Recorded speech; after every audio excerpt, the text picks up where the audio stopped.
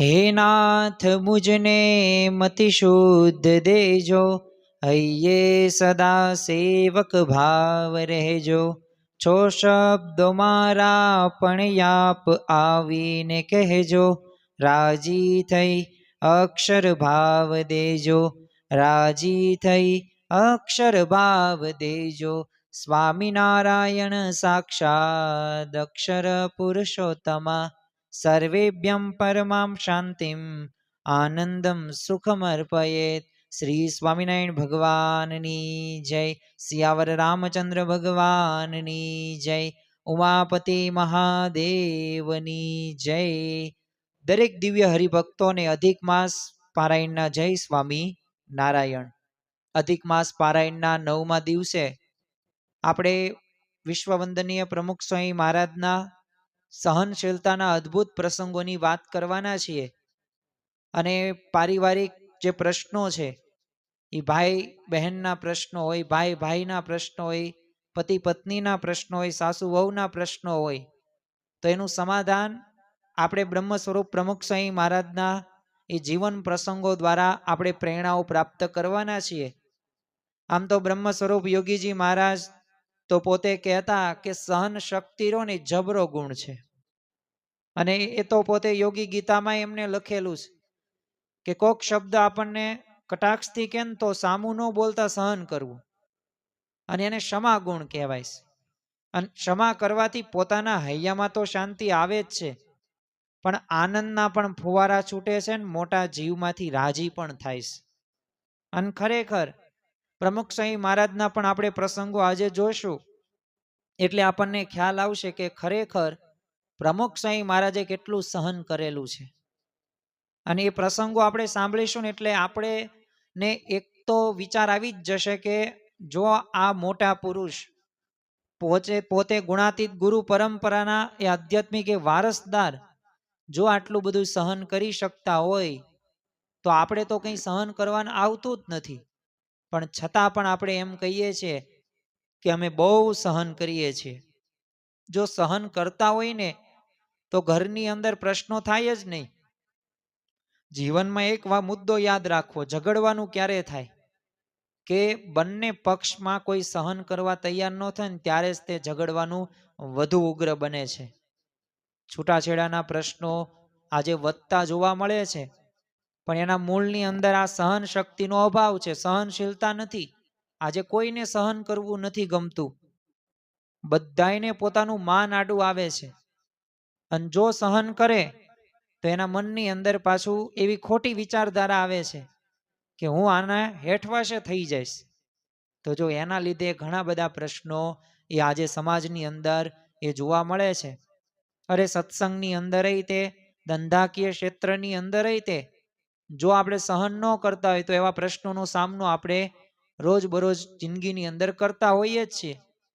એટલે આ સહનશીલતા રહીને એ આપણે સમજવાની છે, આપણા જીવનમાં કેળવવાની છે।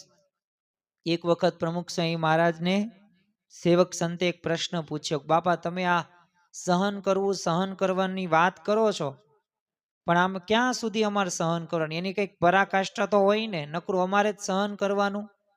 ત્યારે પ્રમુખ સ્વામી મહારાજનો જવાબ હતો કે જીવંત પર્યંત સુધી સહન કરવાનું। તો જો ખરેખર એમના વર્તન દ્વારા, વાણી દ્વારા, વિચાર દ્વારા એ સહનશીલતાનો ગુણ એમને ચરિતાર્થ કર્યો આપણને જોવા મળતો। અને એટલે જ તે જો યોગીજી મહારાજ પણ પોતે એમના ગુરુનું એટલું જ સહન પોતે કરતા, વિજ્ઞાનદાસ સ્વામી સાથે પોતે 17 વર્ષ રહ્યા છે, જ્યાં આપણને 5 મિનિટ પણ એમની સાથે રહેવું ન ગમે। 100 થી વધુ વખત એમને માર ખાધ્યો, છતાં પણ જો સહન કર્યું। બ્રહ્મ સ્વરૂપ ભગતજી મહારાજ જો, શાસ્ત્રીજી મહારાજ જુઓ, તો આપણી એક ગુણાતીત ગુરુ પરંપરા સામે જોઈએ ને ત્યારે આપણને ખ્યાલ આવે કેટલું બધું પોતે આ ગુણાતીત ગુરુ પરંપરાઓ આ મોટા પુરુષો પોતે સહન કરતા હોઈએ છીએ। આપણે પ્રમુખ સ્વામી મહારાજના તે પ્રસંગો આજના દિવસે આપણે સાંભળવાના છે। તો પ્રસંગોની આપણે વાતો કરીએ તો ગોંડલમાં ભક્તોની મોટી મેદની સન્મુખ છે ને પ્રમુખ સ્વામી મહારાજ બિરાજમાન હતા। તે એવામાં એક યુવાન વચ્ચે આવીને કીધેલું મારે એક ફરિયાદ છે।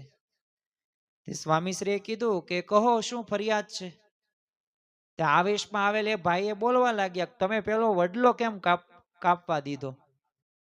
તમે એક સંતને મારવાનું પાપ કર્યું છે અને તમે મોટા સંત છો ને આવું કરો છો, શરમ નથી આવતી? હવે બધા વચ્ચે આપણને કોઈક આવું કહે તો આપણો કેટલો ઈગો હર્ટ થઈ જાય, અહંકાર. પ્રમુખ સાહેબાને આવું કીધું તો પ્રમુખ સાહેબે શું કીધું, જો આખો વડ નથી કાપ્યો, આમ જેટલી આમ ડાળીઓ નડતી હતી ને એટલી જ કાપીશ. અને પ્રમુખ સાહેબ મહારાજ તો શાંતિથી યુવકને સામે સમજાવવા લાગ્યા નિરાતે. પણ ઓલા ક્રોધમાં હતો, આક્રોશમાં હતો. અને જે માણસના મનની અંદર ક્રોધ આવે પછી એને કાંઈ વિવેક રહેતો નથી. એટલે તમે જોજો કે જે વ્યસન કરતા હોય, દારૂ, ડ્રગ્સ, આ બધાય તે ક્રોધ જ્યારે આવે ને ત્યારે એ ન બોલવાનું બોલે, ન કરવાનું કરે છે. કારણ કે ક્રોધ વસ્તુ જ એવી છે. એટલે આક્રોશમાં યુવાન હતો એટલે પોતે સામે સ્વામીશ્રીને પોતે વધુ દાહ લગાડતો હતો. અગ્નિના જ્વાળા તો એનામાં અંગારામાં બોલવામાં બોલીમાં હતા જ તે. એટલે એની ઉગ્રતાનો પારો ઊંચો ધીમે ધીમે ગયો એટલે બૂમ બરાડાઈ પાડવા લાગ્યો પ્રમુખ સ્વામી મહારાજ સામે. એટલે કેટલાકે તેને રોકી રહ્યા તે એમને ખાળતો ધર્મ પસાડા મારતો શું કે મારો મારો મને મારો. હવે હરિભક્તો કઈ એ યુવકને મારતા નહોતા, એ યુવકને કોઈ એક ટાપલી નહોતો ડાડી, પણ છતાં પણ એ પોતે એટલો ઉગ્ર હતો એટલે ગમે એમ બોલવા લાગ્યો. એટલે સ્વામીશ્રીએ તો ખૂબ જ તે બધા હરિભક્તોને સ્વચ્છતાથી બધાને વાર્યા કે તમે બંધ થાવ, ભલે ને બોલતો. એનો ઉભરો લઈને આવ્યો છે ને ભલે ને ઠાલવી દે, કેટલું બોલશે? આપણે ક્યાં વળગી પડવાનું છે? અને ઉભરો ઠલવાઈ જશે એટલે શાંત પડી જશે. એટલે આપણે તો વચ્ચે બોલવું જ નહીં. અને પ્રમુખ સાહેબ મહારાજે બધા સંતો ભક્તોને કીધું કે આપણે ધીરજાખ્યાન વાંચીએ છીએ તો આપણે ધીરજ રાખવી કે નહીં? અને બે ગાળો આપણને દે તો ભલે દે, એમાં આપણું શું જતું રહેવાનું છે? અને જો સ્વામીશ્રીના તો આ સુર હતા ને શાંત અને ધીરા હતા. અને ઉદ્વેગમાં આવેલો એ ઘણા બધા યુવાનોએ બહાર મૂકી આવ્યા. પણ જો સ્વામીશ્રી પોતે પ્રસન્ન ચિત્ત, જેમ પહેલા બિરાજમાન હતા ને એવી જ રીતે પોતે બિરાજ્યા. આફ્રિકામાં તે પ્રથમ મુસાફરી હતી. આપણને ખ્યાલ છે કે જ્યાં હજી તો પ્લેન ઉતર્યું અને શું કીધું પ્રમુખ સાહેબને, નો એન્ટ્રી. પછી થોડાક પછી બીજો મેસેજ આવ્યો, કોઈને એન્ટ્રી જ નહીં. પાછા ભારત આવવું પડ્યું અમદાવાદમાં. ત્યાં પૂજામાં જોયા હરિભક્તો એટલે કે બાપા બે જગ્યાએ દર્શન આપે છે, આફ્રિકા તે અહીંયા તે સ્વામી બાપા કે બે દર્શન નથી આપતા, અહીંયા આવી ગયા પાછા. અને જો એમની પ્રમુખ સાહેબ ઘણી વખત સીતાજી જેવું સમજણ એ વચનામૃતનું બહુ નિરૂપણ કરતા હતા. અને ખરેખર જો એવી સમજણ આપણે કેળવવાની છે. આપણા જીવનની અંદર સ્થિરતા નથી આવતી ને તો એના મૂળની અંદર આ જ છે, ધીરજ નથી, સહન નથી કરી શકતા. તો ગમે તેવી પરિસ્થિતિ ન થાય, દરેક પરિસ્થિતિમાં આપણે ચલાવી લેતા શીખવાનું છે. આપણામાં નમ્રતા, દાસ ભાવ હોવો પડે. અને તમે જુઓ કે ગમે તેવું ભોજન હોય, પ્રમુખ સાહેબ આજે ક્યારેય તે એમને સેવક સંતોને એ ફરિયાદ નથી કરી. અરે કડવી કાકડી પણ પોતે ખાધેલી છે, સહન કરી લીધું. અરે એમને પોતે ઉતરેલી મલાઈ હોય એવી કઢી તો એ પણ પોતે જમી ગયેલા. સેવક સંતોએ જમ્યા એટલે તરત તે થૂ થૂ કર્યા અને કીધું તમારા બાપા કહેવાય તો ખરી ને. તે બાપા કે મહારાજ કઈ બોલ્યા? જો એ નથી બોલ્યા તો આપણે શા માટે ફરિયાદ કરવી? તો જો આ સહન કરવાની ટેવ આપણા ઘરની અંદર થોડુંક મોળું કે તીખું કે એવું થાય તો આપણે સહન કરી શકીએ છીએ? નથી કરી શક્યા અને નથી કરી શકતાય તે. તો હવે આપણે સંકલ્પ લેવાનો છે કે ખરેખર આપણા જીવનની અંદર પણ સત્પુરુષ જેવા ગુણો આવે. એમણે જે રીતે સહન કર્યું છે ને, તો આપણે એટલું બધું તો સહન નથી કરવાનું, પણ થોડુંક તો સહન કરીએ. ઘરમાં આપણે એકબીજાને સમજવાનો તો પ્રયત્ન કરીએ. આપણા ભાઈ કે બહેન કે ક્યારેક એવું બોલી જાય ભૂલમાં, માતા પિતા આપણને ક્યારેક ટકોર કરે તો એટલું તો સહન કરીએ આપણે. ખાવા પીવામાં, હરવા ફરવામાં બધી પ્રકારે ભગવાને સુખ આપ્યું છે, છતાંય તે વ્યક્તિ માણસ ઘરની અંદર સહન નથી કરી શકતો. તો જો અહમ શૂન્યતા રહીને અને નમ્રતા રહીને એ પ્રમુખ સાંઈ મહારાજના જીવનમાં આપણને દ્રશ્યમાન થતી જોવા મળે છે. અટલાદરામાં તે નિત્યક્રમ પ્રમાણે જમ્યા પછી સ્વામીશ્રીએ કોગળા કર્યા, પણ પાછળથી પછી નારાયણ ચરણ સ્વામીને જાણ થઈ કે એમને કોગળા માટે મીઠું મંગાવેલું, કોઈએ ઉતાવળે ખાંડ એમાં લઈ આવેલા. તો સ્વામીશ્રીએ કંઈ જણાવ્યા વગર બોલો ત્યારે મીઠાના નહીં, ખાંડના પાણીના કોગળા કરી નાખ્યા. પણ સેવકને સાચી વાત એ જણાવવાની દરકાર પણ ન લીધે, ને આપણે તો થોડો કંઈક ફેરફાર થાય એટલે કહી દે જો આ બધું કાચું છે, આમ નો ચાલે, બનાવતા આવડે જ જમતા. હવે આવી રીતના કહી દે, અરે જમતા આવડે ન આવડે એનું કહી દે, બનાવતા આવડે છે કે નથી આવડે એની સલાહ સૂચન દઈ દઈએ. યુવાનો અને બાળકો તમે જો, માતા પિતા એ જ્યારે એવી રીતે જમતા હોય, હવે દાદા કે દાદી હોય તેની પોતાની જૂની પુરાણી પદ્ધતિ હોય, એને કંઈ ચમચી ફાવે નહીં, એને અવાજ આવે જ તે. પણ તમે જુઓ કે સ્વાભાવિક રીતના આ જે બાળકો છે, યુવાનો છે, યુવતીઓ છે, એના દાદા કે દાદી જમતા હોય ને તો એની પાસે બેહતા નથી. આદર સત્કાર કરવાની વાત તો જવા દો, એ જમતા હોય એ એમને નથી ગમતું. તો આ એક પ્રકારની આપણી સહનશીલતાનો જો ત્યાં અભાવ જોવા મળે છે. એટલે સહન તો કરવું જ પડશે, જેમ પ્રમુખ સાહેબમાં જે કીધું એમ જીવંત પર્યંત સુધી સહન કરવાનું. અને વાત નાની અમથી હતી અને જરા સાવચેતી આપવા જેવી હતી, તોય તે જો પ્રમુખ સ્વામી મહારાજે ચલાવી લેવાની વૃત્તિ એમના જીવનમાં આપણને આ મીઠું ખાંડ અને આ ઉકાળાના પ્રસંગ ઉપરથી ખ્યાલ આવે. તો જો આપણે તે આવી રીતે ઘરમાં ક્યારેક બહાર સત્સંગની અંદર, સેવાની અંદર, સમયા ઉત્સવમાં થોડુંક આપણે ચલાવી લેતા શીખીએ. બોચાસણમાં પ્રમુખ સ્વામી મહારાજ સંતો સાથે બિરાજમાન હતા, તો પ્રવૃત્તિ માર્ગ અંગે બધી વાતો ચાલતી હતી. એટલે ત્યારે સર્વમંગલ સ્વામી અને બધા સંતો ભક્તો હતા, તો સર્વમંગલ સ્વામી પ્રમુખ સ્વામી મહારાજને કીધું કે આપની મરજી પ્રમાણે વર્તાય એવા આશીર્વાદ આપો. અને આપે કેટલું સહન કર્યું છે, જૂના સંતોનું કેટલું સમાવ્યું છે અને સાચવ્યું છે. તે સામે પ્રમુખ સ્વામી મહારાજ કે એ બધા કેટલી સેવાઓ કરી હતી. એટલે આવી રીતના બોલ્યા ને ત્યારે તે સામે કહી દીધું કે શબ્દો પડે ત્યારે તો ખાવાનું ન ભાવે, ઉભરોય ન આવી જાય. તો સર્વમંગલ સ્વામીએ પૂછ્યું, ત્યાં ઉભરો આ તો મને પહેલેથી જ આવ્યો નથી. અને જનમંગલ સ્વામીએ તે પછી ઉમેર્યું કે કોઈ કદાચ બોલે નહીં, પણ જે પ્રવૃત્તિ કરતો હોય ને એમાં પાછા તો પડી જ જવાય. એટલે આવું થાય અમારા પરિસ્થિતિ અમારા જીવનમાં બને ને ત્યારે.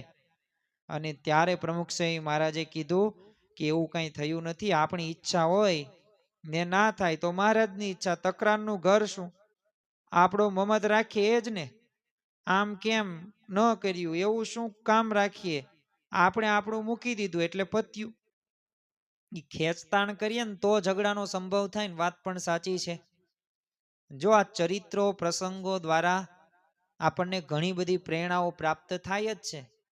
ઘરની અંદર પણ ઘણી વખત આપણે અમુક વસ્તુઓને પકડી રાખીએ છીએ કે આમ જ થવું પડે, આવી રીતે જ થવું પડે, એટલી બધી અપેક્ષા રાખીને બેઠા હોય ને અંતે દુઃખિત થઈએ છીએ. પણ જો અપેક્ષા હોય ને એને આપણે દૂર કરવાની છે. ભગવાન અને સંત એ જે પ્રમાણે આપણને આજ્ઞા કરે ને એના વચન પ્રમાણે આપણે જીવન જીવવાનું છે. કારણ કે વચનમાં વિશ્વાસ રાખી ભજનમાં ભળી, એ પૂર્વના તો જ પાપ ટળશે. એ વચનમાં વિશ્વાસ હશે ને તો. અને આ પ્રમુખ સ્વામી મહારાજના પ્રસંગો રહ્યા ને એ ખરેખર આપણને અંતરદ્રષ્ટિ કરી મૂકે ને એવા પ્રસંગો છે.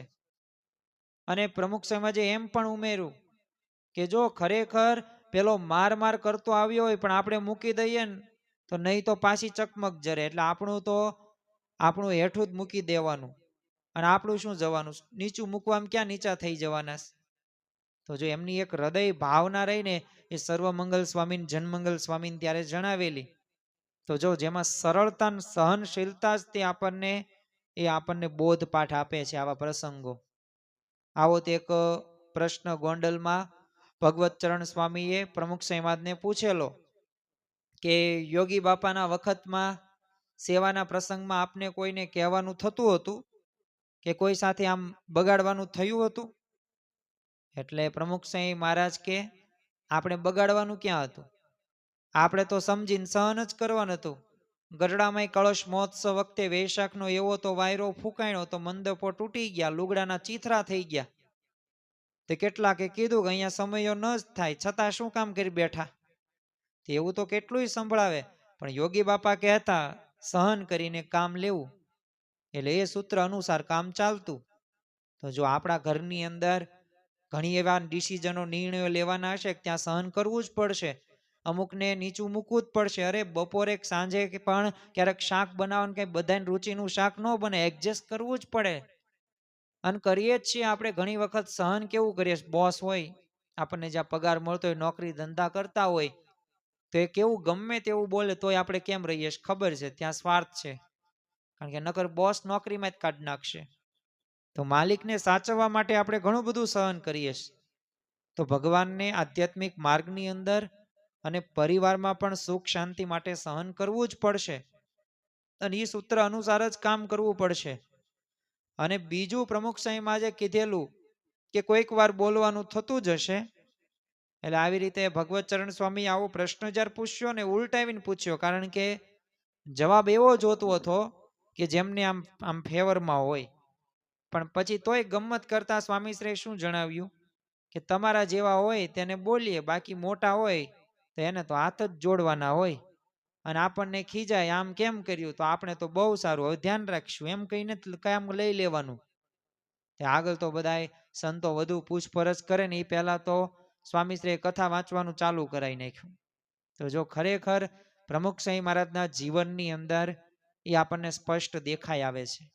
એમને સહન કર્યું છે, અને આપણી ગુણાતીત ગુરુ પરંપરાની આ જ વિશેષતા, પોતે વર્ત્યા છે અને પછી વર્તાવ્યા છે. ઉપદેશ ભાષણો એવું નથી, એમની આશીર્વચનો હોય, પ્રવચન હોય કે એમના પત્ર લેખનમાં જવાબ હોય ને, એ બધું એમના જીવનની અંદર એ આપણને સાંગોપાંગ જોવા મળે છે. એટલે આત્મસાત એમને કરેલું છે, ને આપણે આત્મસાત કરીએ એ માટે આવા ચરિત્રો અને પ્રસંગો ઊભા કરે છે. બીજું આપણને પ્રમુખ સ્વામી મહારાજના જીવનમાંથી સ્પષ્ટ દેખાઈ આવે છે કે ગુરુને પ્રસન્ન કરવા માટે, ભગવાનને પ્રસન્ન કરવા માટે જ તેઓ પોતે એ ખડે પગ ઊભા રહેતા.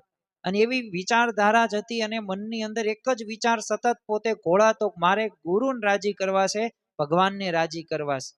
એક પ્રસંગ આપણે જોઈએ કે પ્રમુખ સ્વામી મહારાજે કેવું સહન કરેલું છે. આપણા જીવનમાં તો એવી પરિસ્થિતિ આવે ને, આપણે હતાશ નિરાશ થઈ જઈએ. આજ તો દિવસ દરમિયાન આપણે કેટલી બધી વખત મરી જતા હોઈએ છીએ કે હા મરી ગયો, મરી ગયો. તો આપણે થોડુંક પણ સહન નથી કરી શકતા.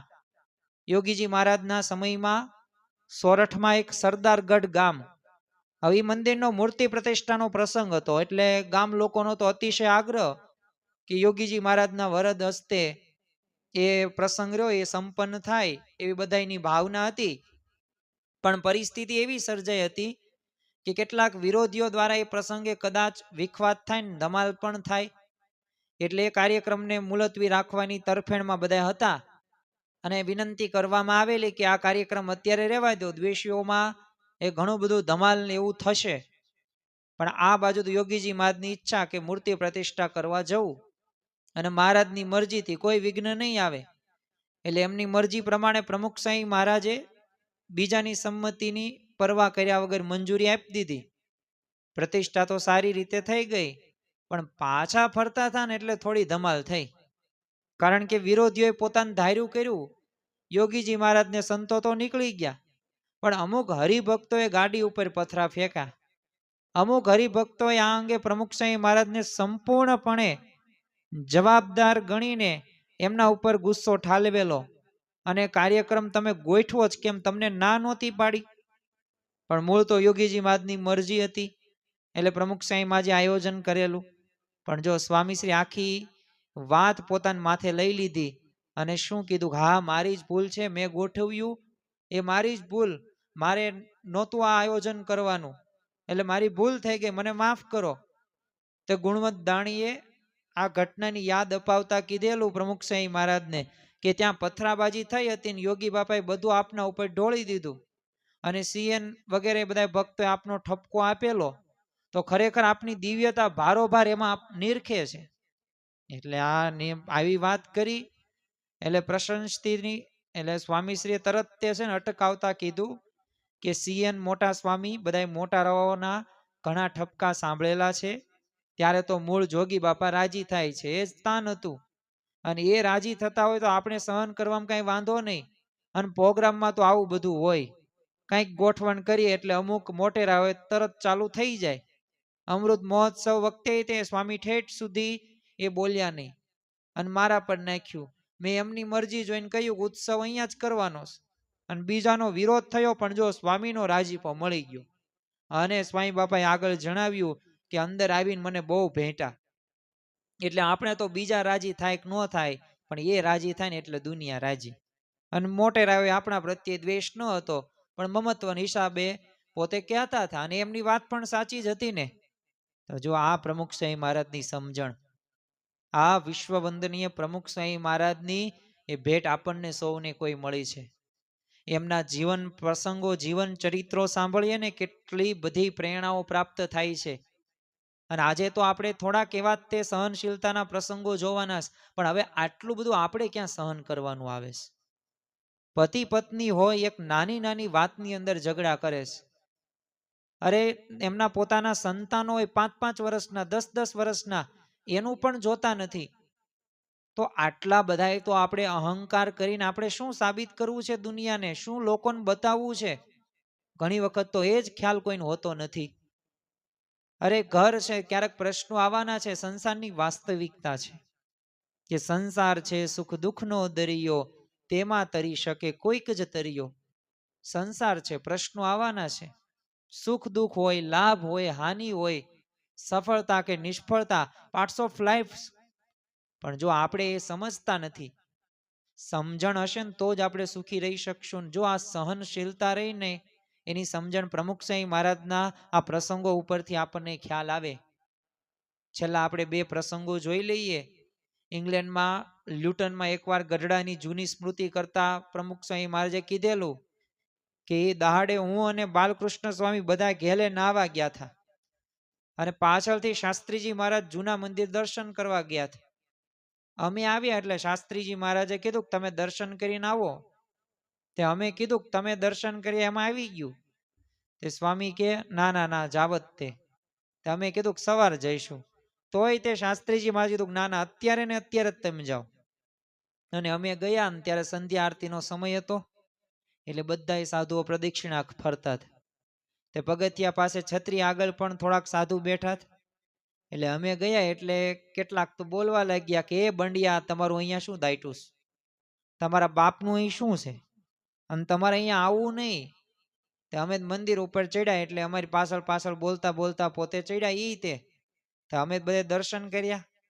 તે બધે પાછળ પાછળ સાથે ફરે, અને બધે ફરીને અમે છે ને છત્રી તરફની દિશામાં પ્રદક્ષિણા આગળના ભાગમાં આવ્યા એટલે કેટલાય મોટે ધક્કા મારવાનું શરૂ કરી, અને એકબીજા ઉપર પડે ને ખીજાઈને બોલે, એક તો તમે અહીંયા આવો છો ને પાછા ધક્કા મક્કા કરો છો. અને આવી બધું તે બોલે આડું અવળું, અને બધા નાના છે એટલે ધક્કા મારો છો ને એમ કહેતા કહેતા મોટા હતા એમણે પણ પકડ્યા ને થાંભલા સાથે અફાળ્યા, અને જે ગડદા પાટું ધૂબ્બાન બધું તે એવું સહન કરવું પડ્યું.